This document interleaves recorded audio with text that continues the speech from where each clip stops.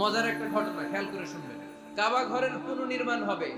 এখন কাবা ঘরের নির্মাণ শেষ, ওই হাজর আসাদ পাথর নিয়ে এটার কর্নারের মধ্যে সেট করা হবে। কিন্তু কে রাখবে? কারণ হাজর আসাদ তো যেন তেন পাথর নয়। মক্কার 4 নেতা বলে এই সম্মান আমরা হাতছাড়া করতে চাই না, কেউ এই পাথরে হাত দিতে পারবে না, কেউ মীমাংসায় যেতে পারে না। এক মুরব্বী বলে, থাক আজকের জন্য এখানেই সবার মুলতবি, আগামী দিনেই মসজিদুল হারামের দরজা দিয়ে প্রথম যে ঢুকবে সে সিদ্ধান্ত দিবে। আল্লাহর মেহেরবানি, এর পরের দিন এই পথ দিয়ে ছুটে এসেছে বিশ্বনবী মুহাম্মদ। সবাই বিশ্বনবীকে বললেন এই এই ঘটনা, কেউ তো পাথর ছাড়তে চায় না। বিশ্বনবী বললেন কই পাথর?